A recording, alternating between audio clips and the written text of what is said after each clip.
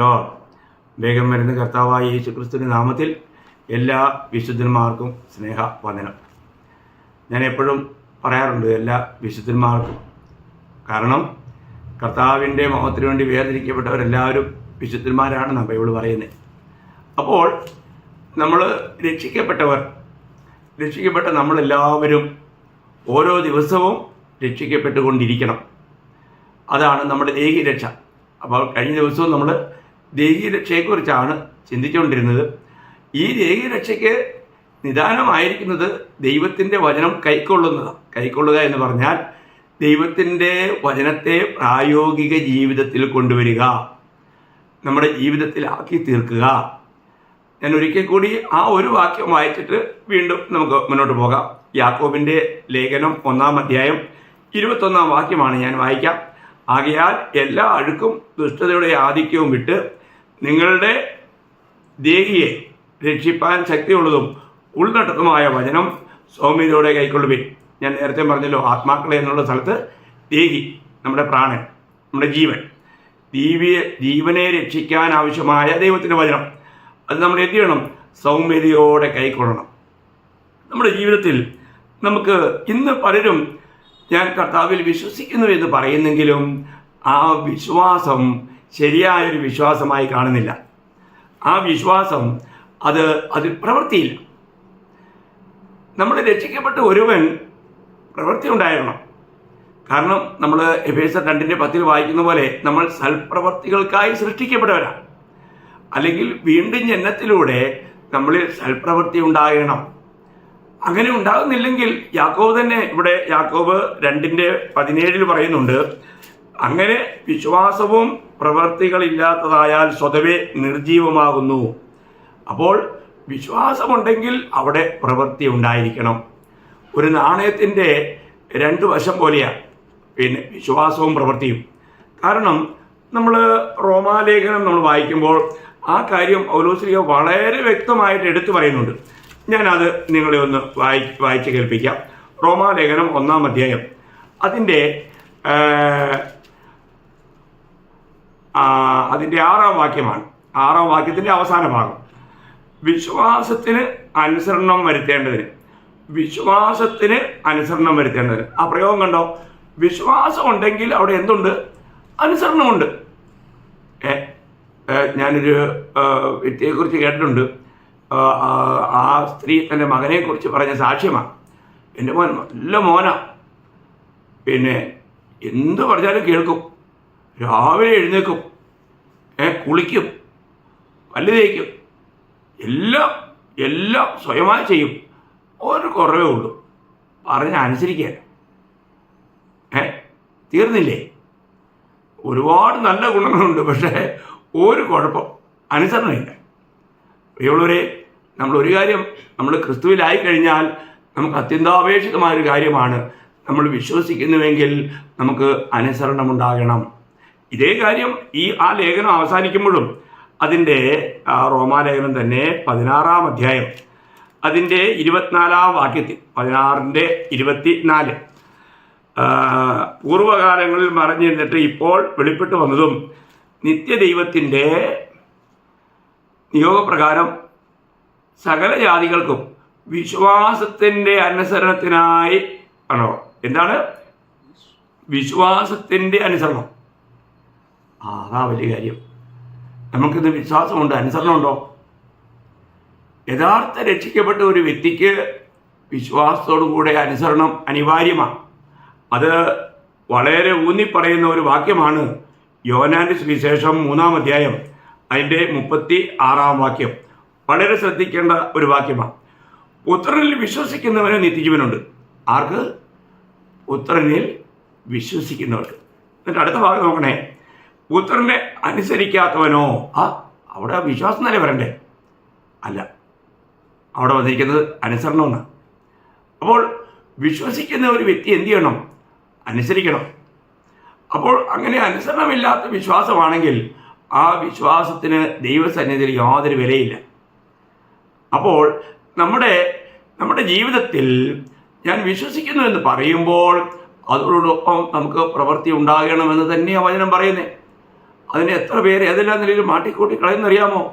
ഇവിടെ പറയുകയാണ്, പുത്രനിൽ വിശ്വസിക്കുന്നവന് നിത്യജീവനുണ്ട്, പുത്രനെ അനുസരിക്കാത്തവനോ ജീവനെ കാണുകയില്ല, ദൈവക്രോധം അവൻ്റെ മേൽ വസിക്കുന്നതേ ഉള്ളൂ. ഓ, അതെത്ര ഭയങ്കരം അല്ലേ?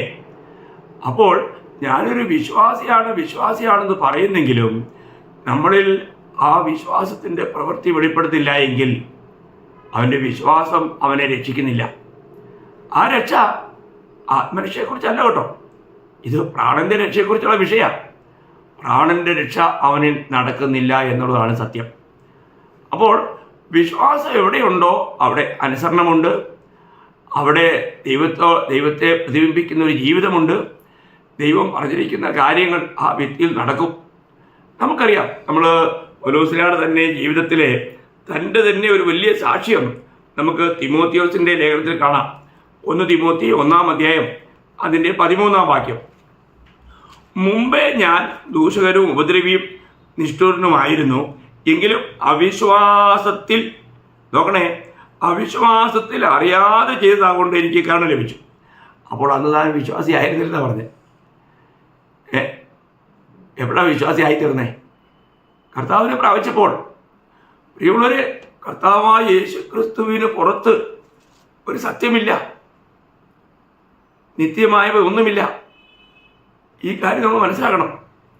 അതുകൊണ്ട് കർത്താവായ യേശു ക്രിസ്തുവിനുള്ള വിശ്വാസമാണ് യഥാർത്ഥമായി നമ്മളെ രക്ഷിക്കുന്നത്. അപ്പോൾ അങ്ങനെ വിശ്വസിക്കുന്ന ഒരുവൻ വിശ്വസിച്ച് കഴിയുമ്പോൾ പിന്നെ മുമ്പിലത്തെ ജീവിതമല്ല, പിന്നീടുള്ള ജീവിതം. ആ ജീവിതത്തെക്കുറിച്ച് പൗലോസ്യാരുടെ തന്നെ ജീവിതത്തിൽ താൻ തന്നെ പറയുന്ന ഒരു കാര്യമാണ് ഗലാത്യ ലേഖനം അതിൻ്റെ 2-ാം അധ്യായം 20-ാം വാക്യത്തിൻ്റെ 20-ന്റെ ബി പാർട്ടിൽ വായിക്കാൻ കഴിയും. അതൊക്കെ നമ്മൾ വളരെ വ്യക്തമായിട്ട് പഠിക്കണം പ്രിയമുള്ളവരെ.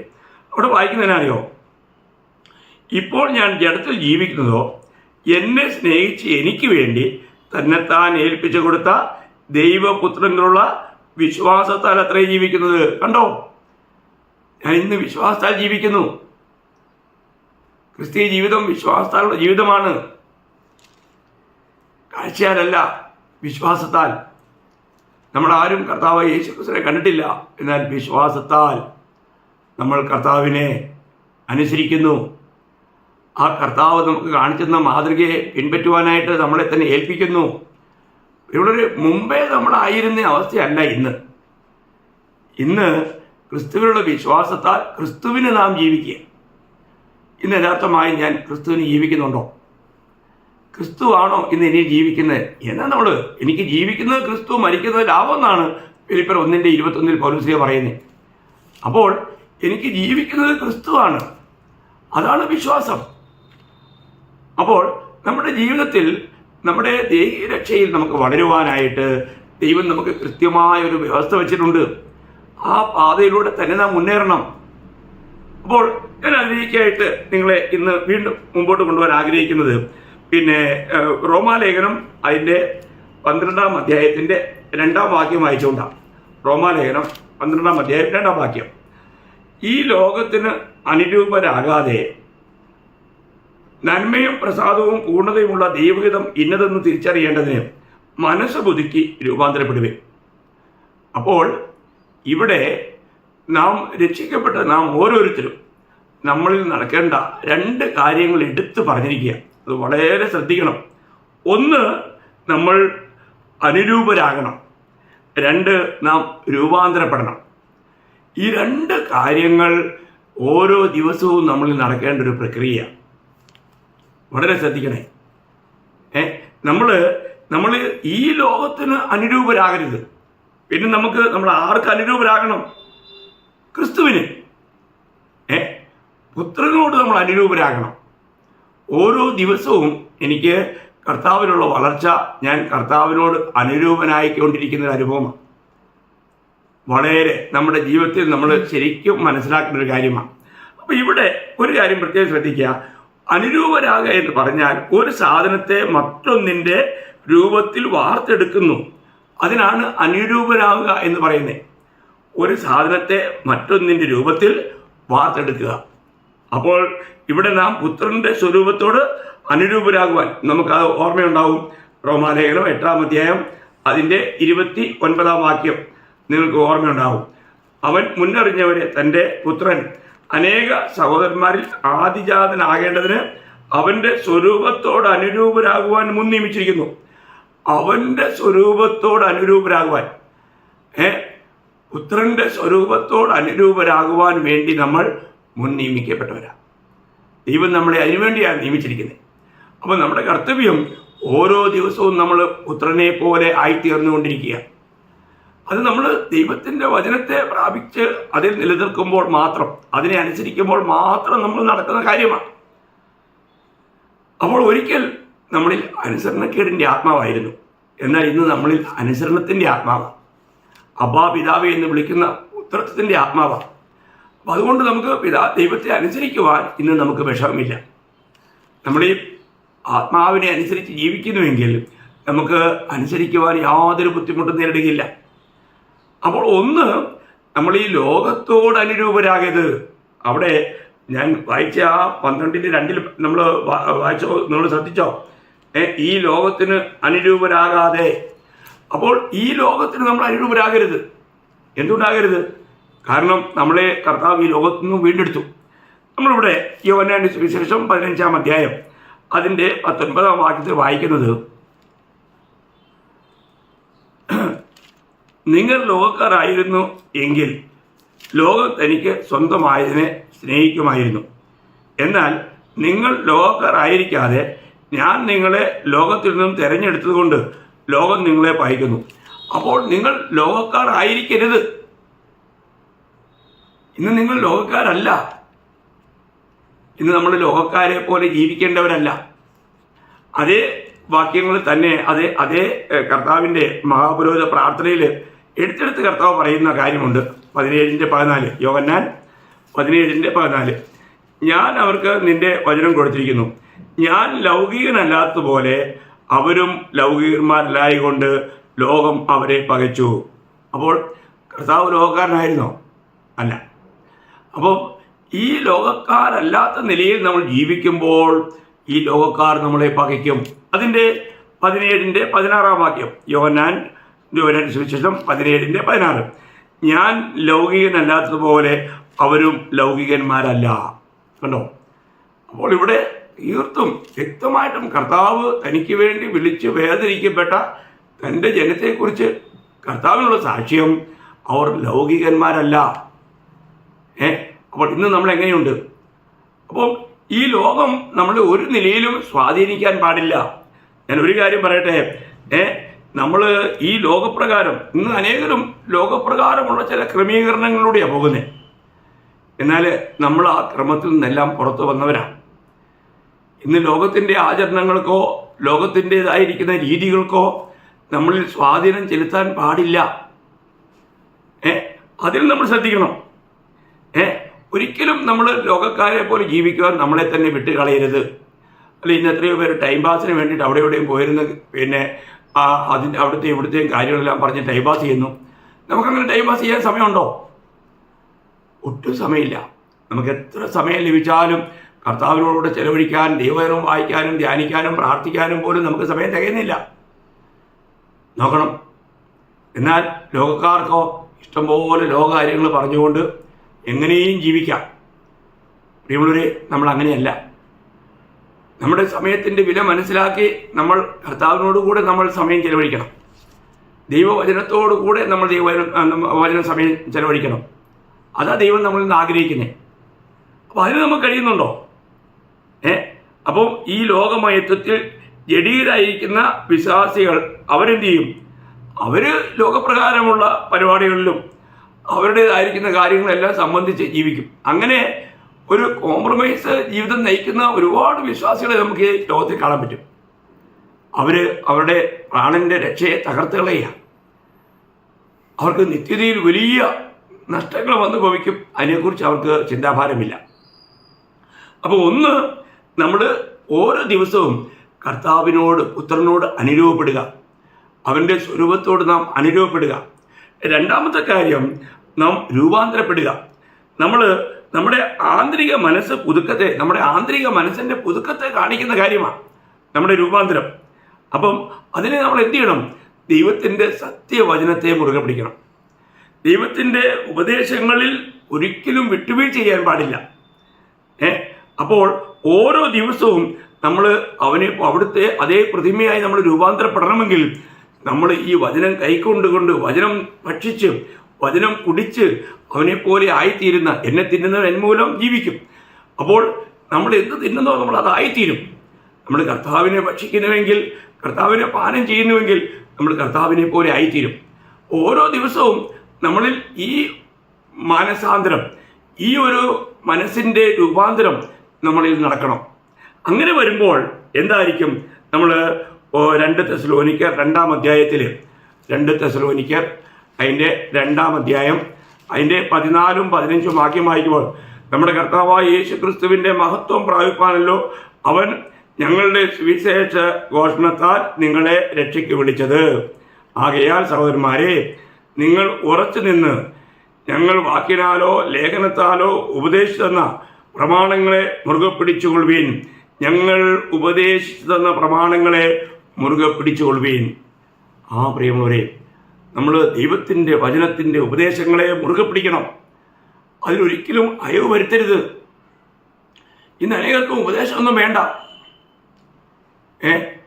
ഞാൻ ഇന്നും നമ്മുടെ ഒരു വിശ്വാസത്തിന് വീട്ടിൽ പോയപ്പോൾ അവിടെ TPMലെ പിന്നെ മുതിർന്നവരായിരിക്കുന്ന 5 പേരുണ്ടായിരുന്നു.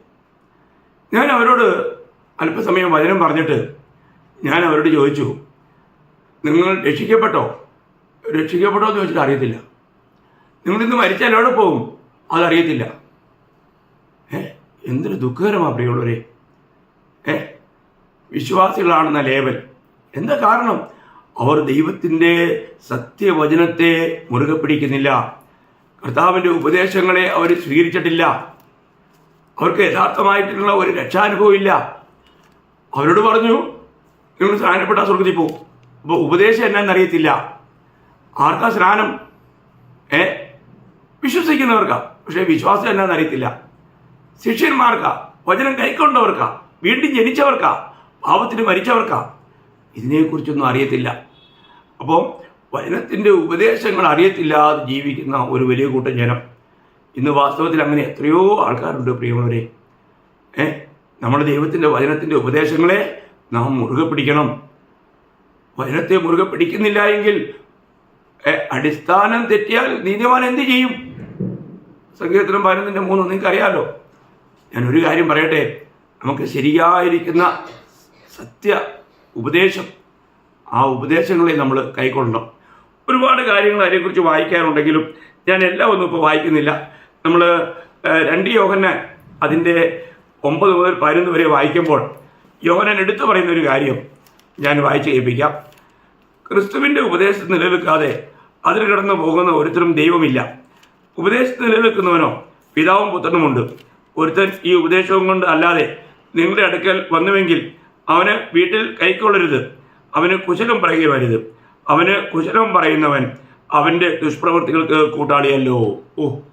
എന്താ തെറ്റായ ഒരു ഉപദേശക്കാരൻ കടന്നു വരുന്നെങ്കിൽ ഇന്നിപ്പോൾ ഏതെല്ലാം നിലയിലാണ്. ചിലർ പറയുന്നത്, നീ ഒന്ന് വെള്ളത്തിൽ മുങ്ങിയാൽ മതി, നിന്നെ നേരെ സ്വർഗത്തിലേക്ക് കൊണ്ടുപോകുന്ന. അങ്ങനെയാണല്ലോ ആണോ പ്രിയമുള്ളവരെ? രക്ഷിക്കപ്പെടാതെ, വീണ്ടും ജനിക്കാതെ, കർത്താവിൻ്റെ ശിഷ്യനായി തീരാതെ, വിശ്വാസം ഇല്ലാതെ ഒരുത്തരം വെള്ളത്തിൽ മുക്കിയിട്ട് കാര്യമുണ്ടോ? അപ്പോൾ ഉപദേശങ്ങളെക്കുറിച്ചുള്ള ഒരു വ്യക്തതയില്ല. പിതാവ്, പുത്രൻ, പരിശുദ്ധാത്മാവ് ത്രിയേക ദൈവത്തെക്കുറിച്ചുള്ള ഒരു സത്യമായിരിക്കുന്ന അറിവില്ല. ത്രിയേക ദൈവമല്ല എങ്കിൽ നമുക്ക് ഒരിക്കലും ഈ രക്ഷയിലൂടെ മുന്നോട്ട് പോകാൻ കഴിയില്ല. ത്രിയേക ദൈവത്തിൻ്റെ കൃത്യമായ ഇടപെടലാണ് ഒരു ഭാവിയുടെ രക്ഷയ്ക്ക് നിദാനമായിരിക്കുന്നത്. ഞാനത് കഴിഞ്ഞ ക്ലാസ്സുകളിലൊക്കെ നിങ്ങൾ ഓർപ്പിച്ചല്ലോ. പിതാവാണ് പുത്രനിലേക്ക് കൊണ്ടുവരുന്നത്. പരിശുദ്ധാത്മാവാണ് നമുക്ക് ഭാവബോധം വരുത്തുന്നത്. പുത്രൻ തൻ്റെ രക്തത്താൽ നമ്മളെ കഴുകി ശുദ്ധീകരിക്കുന്നു. പിതാവ് നമ്മളോട് മനസ്സറിഞ്ഞ് നമുക്ക് മാനസാന്തരം തരുന്നു. പരിശുദ്ധാത്മാവിനാൽ ഉടനെ മുദ്ര ചെയ്യപ്പെടുന്നു. എത്ര വിലപ്പെട്ട കാര്യമാണ്. അങ്ങനെ രക്ഷ. അപ്പോൾ രക്ഷിക്കപ്പെട്ട ഒരു വ്യക്തി വീണ്ടും പത്യവചനത്തെ, ഉപദേശത്തെ മുറുകെ പിടിക്കണം. എന്നാൽ ദൈവത്തിന് തന്നെ വളരെ ദുഃഖകരമായ ഒരു കാര്യം തൻ്റെ ജനത്തെക്കുറിച്ച് പഴയ നിയമ ഇസ്രായേലിനെ കുറിച്ച് പറയാറുണ്ടായിരുന്നു. എനിക്ക് തോന്നുന്നു അത് ഇന്നത്തെ പുതിയ നിയമ ഇസ്രായേലിനെ കുറിച്ചും പറയുന്നതിനകത്ത് തെറ്റുണ്ടായില്ല. 20-32 33 വാക്യം ഞാനത് വായിച്ച് കേൾപ്പിക്കാം. അതിൻ്റെ 33, ഞാൻ ഇടപെടാതെ അവരെ ഉപദേശിച്ച് പഠിപ്പിച്ചിട്ടും ഉപദേശം കൈക്കൊള്ളുവാൻ അവർ മനസ്സ് വെച്ചില്ല. കണ്ടോ, അങ്ങനെ എത്രയോ പേരുണ്ടല്ലേ. ദൈവം പറയുകയാണ്, ഞാൻ ഇടപെടാതെ ഉപദേശിച്ച് പഠിപ്പിച്ചിട്ടും ഉപദേശം കൈക്കൊള്ളുവാൻ അവർ മനസ്സ് വെച്ചില്ല. എത്ര ദുഃഖകരമായൊരവസ്ഥയാണ് പ്രിയമുള്ളവരെ. നമ്മളിന്ന് ദൈവത്തിൻ്റെ വചനത്തെ, അതിൻ്റെ ശരിയായ ഉപദേശത്തെ കൈക്കൊള്ളുന്നുണ്ടോ? തെറ്റായ ഉപദേശങ്ങൾ ഇന്ന് എനിക്ക് വേറൊരാൾ ഇതുപോലെ അയച്ചു തന്നു. നമ്മൾ അഭിഷേകത്തിന് വേണ്ടി പ്രാർത്ഥിക്കണം, പരിശുദ്ധാത്മ സ്നാനത്തിന് വേണ്ടി പ്രാർത്ഥിക്കണം. ഞാൻ ഈ കഴിഞ്ഞ ദിവസം ക്ലാസ് ഇട്ടിട്ടുണ്ടല്ലോ പ്രിയമുള്ളവരെ. അതിനൊക്കെ പ്രാർത്ഥിക്കാൻ പറഞ്ഞിട്ടുണ്ടോ? ഒന്നുമില്ല. ആരെങ്കിലും ഇങ്ങനെയൊക്കെ പറഞ്ഞു വിടുക. അപ്പം വലിയ പ്രസിദ്ധനായ ഒരു നേതാവ് പറഞ്ഞു കഴിഞ്ഞാൽ ഉടനെ തന്നെ അതിൻ്റെ പിന്നാലെ ഓടുക. ഇപ്പം റോമൻ കാത്തലിക്കുള്ളവർക്ക് പോപ്പ് പറയുന്നതെല്ലാം പിന്നെ വേദവാക്യം എന്ന രീതിയിൽ അവരെടുക്കും. എന്തു പറഞ്ഞാലും അത് വേദവാക്യം. പ്രിയമുള്ളവരെ, നമുക്ക് തന്നിരിക്കുന്ന ദൈവത്തിൻ്റെ വചനം, ആ വചനത്തിൽ തിരുവെഴുത്ത് എന്ത് പറയുന്നു എന്ന് നമ്മൾ പരിശോധിക്കണം. കർത്താവിൻ്റെ ഉപദേശങ്ങൾ നമ്മൾ പഠിക്കണം. അപ്പസ്തോലികമായ ഉപദേശങ്ങൾ നമ്മൾ പഠിക്കണം. ഇല്ലെങ്കിൽ നമുക്ക് ഓരോ ദിവസവും നമ്മുടെ പ്രാണന്റെ രക്ഷയിൽ വളരുവാൻ കഴിയില്ല. നമുക്ക് ക്രിസ്താനുരൂപരായി തീരുവാൻ കഴിയില്ല. നമ്മളെ പുത്രന്റെ സ്വരൂപത്തോട് അനുരൂപരാക്കുവാൻ വേണ്ടിയാണ് നമ്മളെ വീണ്ടും ജനിപ്പിച്ചത്, നമ്മളെ രക്ഷിച്ചത്. അപ്പോൾ ഓരോ ദിവസവും നമ്മുടെ ദേഹിക രക്ഷയുടെ അടിസ്ഥാനത്തിലാണ് നമ്മൾ പുത്രന്റെ രൂപം പ്രാപിക്കുന്നത് എന്നുള്ള യാഥാർത്ഥ്യം വളരെ വ്യക്തമായി നിങ്ങൾ മനസ്സിലാക്കണം. വളരെ വിലപ്പെട്ട കാര്യമാണ്. അപ്പം ഇന്നും ദൈവം ഉപദേശിച്ചാൽ പോലും പലർക്കും ആ ഉപദേശത്തിൽ അവർ നിലനിൽക്കുന്നില്ല. തെറ്റായ കാര്യങ്ങൾ, ലോകപരമായ കാര്യങ്ങളിൽ നിന്നെല്ലാം നമ്മൾ വിട്ടു നിൽക്കണം. നമ്മൾ അങ്ങനെയുള്ള കാര്യങ്ങളൊന്നും നമ്മൾ സംബന്ധിക്കാൻ പാടില്ല. നമ്മൾ കർത്താവിന് വേണ്ടി വേർതിരിക്കപ്പെട്ടവരാണ്. ഇങ്ങനെയുള്ള യഥാർത്ഥമായ വേർപാടിൻ്റെ ഉപദേശങ്ങളൊക്കെ ഇന്നത്തെ തലമുറയ്ക്ക് വേണ്ട. കാരണം ഇന്ന് ഒരു നല്ല പങ്കും ആൾക്കാരും പിന്നെ മൊബൈലും ഇൻ്റർനെറ്റും പിന്നെ ടി വിയുടെയും പിന്നെ ലാപ്ടോപ്പിൻ്റെ ഒക്കെ പിന്നാലെ വളരെയധികം വഴിതെറ്റി പോയിക്കൊണ്ടിരിക്കുക. അപ്പോൾ നമ്മൾ ദൈവത്തിൻ്റെ സത്യവചനം പറയുന്നതിനോട് നമുക്ക് യഥാർത്ഥമായിട്ട് എങ്ങനെ നമുക്ക് പ്രതികരിക്കാൻ കഴിയുന്നു? നമുക്ക് ആ വചനം പറയുന്നത് അനുസരിക്കാൻ കഴിയുന്നുണ്ടോ? ആ അനുസരണം ഇല്ലാതെ വന്നാൽ പ്രിയമുള്ളവർ വളരെ ദുഃഖകരമായിരിക്കുന്ന ഒരവസ്ഥയായിരിക്കും. ഞാൻ 1-2 കാര്യങ്ങളുടെ പ്രത്യേകം പറഞ്ഞിട്ട് ഞാൻ നിർത്താം. പിന്നെ പൗലോസിലേക്ക് ഒരു വലിയ ദുഃഖം ഉണ്ടായിരുന്നു. ആ ദുഃഖം താൻ ഗലാത്യരോട് പറയുന്നുണ്ട്. കാരണം നമുക്കറിയാം ഗലാത്യർ വളരെയധികം തെറ്റിപ്പോകാനിടയായി. അപ്പോൾ അവരോട് പറയുന്ന ഒരു കാര്യമാണ് ഗലാത്യ ലേഖനം 4-ാം അധ്യായം അതിൻ്റെ 10-ാം വാക്യം. നിങ്ങൾ ദിവസങ്ങളും മാസങ്ങളും കാലങ്ങളും ആണ്ടുകളും പ്രമാണിക്കുന്നു. ഞാൻ നിങ്ങൾക്ക് വേണ്ടി അധ്വാനിച്ചത് വെറുതെയായി എന്ന് ഞാൻ ഭയപ്പെടുന്നു. ഓ, എത്ര അല്ലേ! കർത്താവ് പോലും പറഞ്ഞ പോലെ തന്നെ പൗലോസിനോട് പറയുക. ഇന്നും എത്രയോ പേരാണ് എന്ത് ചെയ്യുന്നു? അവർ ജന്മദിവസ മാസങ്ങൾ, ഉത്സവങ്ങൾ, അതിനെക്കുറിച്ച് ഒന്നുകൂടെ വ്യക്തമായിട്ട് കൊളോസ്യ ലേഖനത്തിലുണ്ട്. കൊളോസ്യ ലേഖനം അതിൻ്റെ 2-ാം അധ്യായം അതിൻ്റെ 16-ാം വാക്യമാണ്. അതുകൊണ്ട് ഭക്ഷണപദാർത്ഥങ്ങൾ സംബന്ധിച്ച് പെരുന്നാൾ, വാവ്, സബത്ത് എന്നീ കാര്യത്തിലോ ആരും നിങ്ങളെ വിധിക്കരുത്. ഇവ വരുവാനിരുന്നവയുടെ നിഴലത്രേ. ഇതൊക്കെ നിഴലായിരുന്നു. പൊരുളായവൻ വന്നു. യാഥാർത്ഥ്യം ലോകത്ത് വെളിപ്പെട്ടു. സത്യം ലോകത്ത് വെളിപ്പെട്ടു. ഇനിയും നമ്മൾ നിഴലിൻ്റെ പിന്നാലെ പോകാൻ ദൈവം ആഗ്രഹിക്കുന്നില്ല. എത്ര വലിയൊരു മുന്നറിയിപ്പാണ് പിള്ളേർ.